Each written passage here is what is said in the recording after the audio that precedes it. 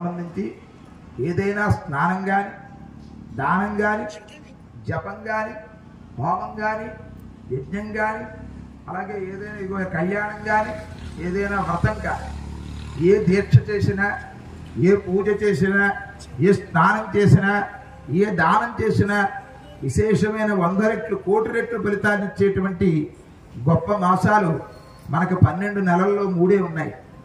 1 కార్తీక మాసం, 2 మాఘ మాసం, 3 వైశాఖ మాసం. అందుకనే మనకు పురాణాలు కూడా ఈ 3 మాసాలకే ఉంటాయి పురాణాలు. ఇంకా ఏ మాసానికి పురాణం ఉండదు. ఆషాఢ పురాణం, జ్యేష్ఠ పురాణం, చైత్ర పురాణం లేదు. మాఘ పురాణం, కార్తీక పురాణం, వైశాఖ పురాణం, ఈ 3 నెలలకే పురాణాలు ఉంటాయి. మిగతా మాసాలకి పురాణాలు లేవు. అలాంటి గొప్పదైనటువంటి మాసాలలో ఏం చెయ్యాలయ్యా అంటే మనిషి ఎంతో కొంత ఆధ్యాత్మికత తెచ్చుకోవాలి. ఈ మాసాలు ఆధ్యాత్మ స్వయంకృతంగా రాదండి. అర్థమైతే ఆధ్యాత్మిక చింతన, దానం, దాతృత్వం చేయాలనేటువంటి సంకల్పం మనిషికి గమ్మున అలవాటు అవుతుంచేతంటే మంచికి అనేటువంటి దానికి ఇప్పుడు కూడా విఘ్నాలు ఎక్కువ ఉంటూ ఉంటాయి. చెడ్డ గమ్మున వస్తుంది, కలియుగ ధర్మం. కానీ మంచి మాత్రం గమ్మున అవ్వదు. అన్నవరం తిరుపతి వెళదామంటే టికెట్లు దొరకవు. కొత్త సినిమా టికెట్ దొరుకుతుంది. ఒకవేళ 1000 రూపాయలు ఇక్కడ రాయవరంలో దొరకకపోతే ఇంకో 500 పెడితే మెండపేటలో దొరుకుతుంది బ్లాక్లో. అంచేత అదే తిరుపతి వెళదాం అనుకున్నాం అనుకోండి, టికెట్ ఉండదు. ఒకవేళ దొరికిన రైలు ఎక్కుదామనేటోడికి ఏదో ఒకటి పుత్రం, ఏదో కవర్ అక్కర్లేని ఏదో తయారవుతుంది. వెళ్ళలేవు, అన్నవరం వెళ్ళలేవు, తిరుపతి వెళ్ళలేవు. కొత్త సినిమాకి మాత్రం వెంటనే పశువులకు వెళ్ళగలుగుతాం. ఏమిటిది అంటే కలియుగ ధర్మం అంట. మంచి కార్యక్రమానికి అవరోధాలు ఎక్కువ, విఘ్నాలు ఎక్కువ ఉంటాయి. చెడ్డ మాత్రం తొందరగా వస్తూ ఉంటుంది. అంచేత ఇలాంటి పవిత్రమైనటువంటి కార్తీక మాసంలో ప్రయత్నపూర్వకంగా మనసు ఒప్పుకోదు, అయినా కానీ చెయ్యాలి, తప్పదు. ఈ కార్తీక మాసమే తెల్లవారుజామున స్నానం చేయండి అంటారు. పరమేశ్వరుడు ఎంత చిత్రమైన వాడంటే ఇక్కడే పరీక్ష పెడుతూ ఉంటాడు. ఇక్కడే చలికాలం కూడా మొదలవుతుంది. ఈ కార్తీక మాసమే చలికాలం మొదలవుతుంది. ఈ కార్తీక మాసమే తెల్లవారుజామున స్నానం చేయాలి. అలాగని హీటర్ పెట్టుకుని వేడి నీళ్ళు చేద్దామంటే కార్తీక మాసంలో వేడి నీళ్ళు ఎలా చేస్తావు అంటుంది పెద్ద. అంచేత చన్నీళ్ళే చేయాలి. ఇది పరీక్ష కాదు. అంచేత ఇలాంటి పరీక్షలన్నీ నగ్గి ఈ మానవ జన్మను ఎవడైతే ఉద్ధరింప చేసుకుంటున్నాడో వాడికి ఎప్పుడూ కూడా మోక్షం, ఇహపర సౌఖ్యములు, పరమోక్షం 2 కూడా కలుగుతుంది. అంచేత ఇక్కడే కాదు, వెళ్ళేటువంటి తర్వాత లోకాలు కొన్ని ఉన్నాయి, అక్కడ కూడా మోక్షం అనేటువంటి దాన్ని పొందుతాడు. అందుకని ఇలాంటి పవిత్రమైనటువంటి మాసాలను ఎప్పుడూ కూడా దీన్ని వృధాగా పోనివ్వకండి. దీపం ఉన్నప్పుడే ఇల్లు చక్కపెట్టండి అంటారు. అంచేత ఇది వృధాగా పోనివ్వకండి. ఈ కార్తీక మాసానికి బాగున్నాం, ఏమో మళ్ళీ కార్తీక మాసానికి ఎలా ఉంటాం, అంచేత వచ్చి కార్తీక మాసంలో చేసుకుంటాంలే అనుకుంటే ఏం చెప్పలేం. రోజుల పరిస్థితులు చూస్తున్నారు, టీవీలు చూస్తున్నారు. అంచేత ఎలాంటి వాళ్ళు ఎలాంటి ఇబ్బందులు పడుతున్నారో, ప్రమాదాలు కావచ్చు, ఉపద్రవాలు కావచ్చు, అన్ని రోజుకు ఉపద్రవాలన్నీ చూస్తున్నాం. అంచేత ఈవేళ బాగున్నవాడు రేపు ఎలా ఉంటాడో తెలియని పరిస్థితులు. అంచేత ప్రతి విలువైనటువంటి కాలం అంటే చాలా విలువైందండి. ఎప్పుడు ఎలా ఉంటుంది, ఎప్పుడు ఎలా తిరుగుతుంది. తెచ్చుకునేటప్పుడు ఎలా ఉంటుంది, డబ్బులు తెచ్చుకునేటప్పుడు ఎవరికైనా ఏదైనా ఇచ్చేటప్పుడు ఇలా తిరుగుతుంది. కానీ దీనికి ఉన్న యథలక్షణం ఏమిటంటే గమ్మున ఇలాగే ఇష్టపడుతుంది. ఈ చెయ్యకున్నటువంటి లక్షణం ఎంతసేపు రాని రాని రాని అంటే ఇష్టపడుతుంది. గమ్మున ఇలా తిప్పి ఎవరికైనా 10 రూపాయలు పెట్టడానికి దీనికి ఒప్పదు. దాన్ని అప్పుడు ఏం చేయాలంటే లాగిలింగు 2 లెంపకాయలు కొట్టి దీన్ని ఈ చెయ్యి ఒప్పుకోదు. గమ్మున 10 రూపాయలకి అయితే జేబులో తీయాలి కదండి, చెయ్యాలి, వాడి చేతిలో పెట్టాలి. ఒప్పుకోదు దాన్ని. అప్పుడు అలాంటప్పుడు ఏం చేయాలంటే నోరు ముయ్యి అని చెప్పి ఒక చెంపకాయలా కొట్టి దీన్ని ఇలా తిప్పాలి. బలవంతంగా తిప్పి దాని చేతిలో పెట్టించాలి. పెట్టించలేకపోతే ఏమవుతావు, ఎందుకు ఉపయోగం. మానవ జన్మ చరితార్థం అంటే అదే. అంచేత ఎన్నున్నా, ఎంత ధనం సంపాదించుకున్నా ఇది ఏమీ కూడా పెట్టగలం. ఈ చేయిని రాగు 2 లెంపకాయలు కొట్టి పెట్టావు చూడండి, ఎవడికో ఇది ఒప్పదు. ఇది తిరగదే అంటే తిరగదే, తిరగవే అంటే తిరగదు. దీన్ని బలవంతంగా ఎలా తిప్పి పెట్టించాలి. ఇలా పెట్టించకపోతే ఇగో ఈ జన్మ వృధా. 60 ఏళ్ళుండు, 80 ఏళ్ళుండు, 100 ఏళ్ళు బతికే. కానీ చెయ్యి ఎప్పుడైనా తిప్పలేదు, ఎవరికి ఏమీ పెట్టుకోలేకపోయావు, నీ జన్మ చరితార్థం, జన్మ వృధా అయిపోయింది. అందుకని ఏదైనా ఈ పవిత్రమైనటువంటి మాసాల్లో మన చేతితోటి ఏదో నువ్వు వచ్చిన 100 రూపాయలు ఉంటే 100 రూపాయలు పెట్టేయక్కర్లేదు. 100 రూపాయల్లో 10 రూపాయలు పెట్టు. ఈ 90 రూపాయలు చక్కగా నువ్వు భార్య పిల్లలు అందరూ అనుభవించు.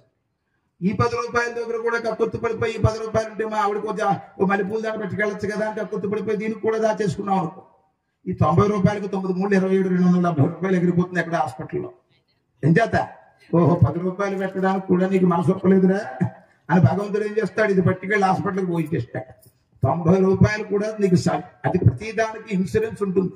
బండి కొనుక్కుంటున్నావు ఇన్సూరెన్స్, కారు కొనుక్కుంటున్నావు ఇన్సూరెన్స్, ప్రతిదానికి నీకు ఇన్సూరెన్స్. మరి నువ్వు సంపాదించుకున్న డబ్బుకి ఇన్సూరెన్స్ ఏది? దానికి కూడా కొంత ఇన్సూరెన్స్ చేయాలి కదా. అంటే అదో 100 రూపాయలు సంపాదించావు, దానికి ఇన్సూరెన్స్ ఏంటంటే దాంట్లో నువ్వు ఇచ్చిన రూపాయో 10 రూపాయలు దానికి ఇన్సూరెన్స్. ఆ 90 రూపాయలు సేఫ్టీగా ఉంటాయి. ఈ 10 రూపాయల ఇన్సూరెన్స్ కూడా కట్టడానికి అదే దానం అనే ఇన్సూరెన్స్. మన యొక్క పాపాలను పట్టుకుంటాడు. అందుకనే దానం ఇచ్చేటప్పుడు మామూలుగా ఇవ్వకూడదట. 10 రూపాయలు ఇచ్చానని చెప్పి ఇలా పాడేయకూడదు.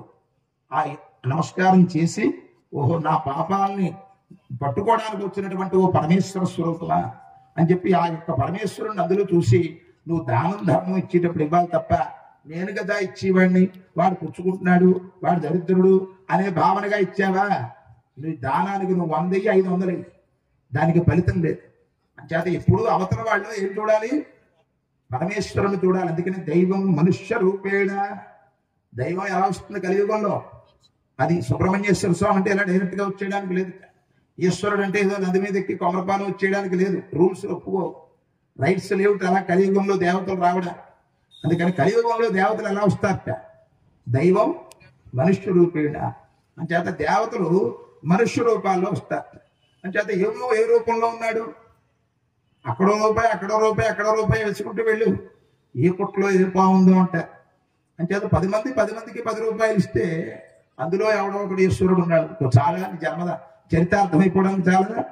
అందుకని ప్రతి దాన్ని మనం అనుసరిస్తూ వెళ్ళాలి, ప్రతి దాన్ని అద్దెపుచ్చుకుంటూ వెళ్ళాలి. అందుకని ఈ మానవ జన్మ భగవంతుడు మనకు అనుగ్రహించాడు. అలాంటి గొప్పదైనటువంటి పవిత్రమైన కార్తీక మాసంలో ఇదిగో నిన్న పౌర్ణమి వెళ్ళింది, ఇవాళ కృత్తికా నక్షత్రం. కార్తీక మాసం పేరు చెబితే దీపం అంటే కార్తీక దీపం అంటాం. ఎందుకు ఈ కార్తీక మాసంలో దీపాలు వెలిగించడం?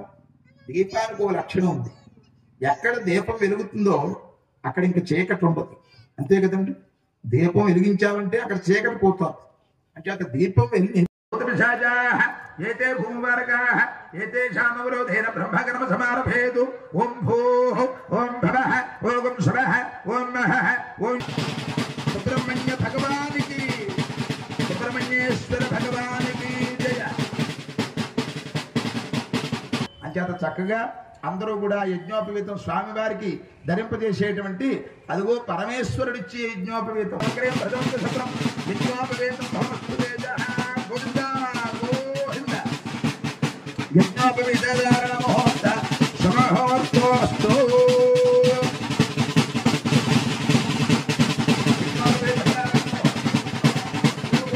ఓం ప్రసన్నందాక్షణే వరే ప్రవరాగం అవేష ప్రసేదత అస్మాకమింద్రభుపజంజోషతి యస్వామ్యశాంతమన్యుడు గొప్పతనం చెప్పారు. ఆ సుబ్రహ్మణ్యుడు గొప్పతనం ఎలా చెప్పారు వినండి. చతుష్సాగర పర్యంతం గోబ్రాహ్మణేభ్యః శుభం భవతు. ఓం చతుష్సాగర పర్యంతం గోబ్రాహ్మణేభ్యః శుభం భవతు. ఓం నిర్గుణ నిరంజన నిర్వికల్ప నిరామయ నిరాఖ్యాత పంచారహే ప్రవరాన్విత పరమసౌసగోత్రస్య సదాశివ శర్మణో నత్రే. చతుష్సాగర పర్యంతం గోబ్రాహ్మణేభ్యః శుభం భవతు. నిర్గుణ నిరంజన నిర్వికల్ప నిరామయ నిరాఖ్యాత పంచారహే ప్రవరాన్విత పరమసౌసగోత్రస్య మహానడేశ్వర శర్మణ పౌత్రాయ చతుష్సాగర పర్యంతం గోబ్రాహ్మణేభ్యః శుభం భవతు. నిర్గుణ నిరంజన నిర్వికల్ప నిరామయ నిరాఖ్యాత పంచారహే ప్రవరాన్విత పరమసౌసగోత్రస్య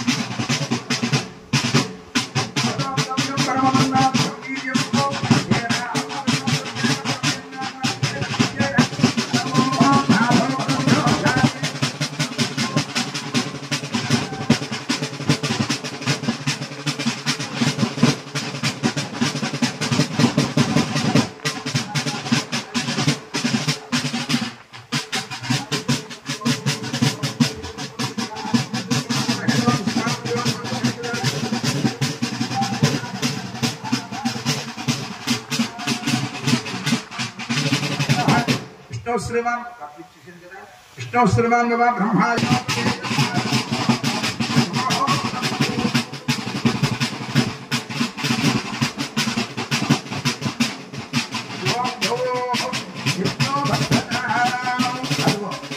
కన్యాదానం చేయడానికన్నా ముందు అల్లుడికి గోదానం ఇవ్వాలి, గోదానం ఇవ్వాలట, భూదానం ఇవ్వాలట, సువర్ణదానం ఇవ్వాలట.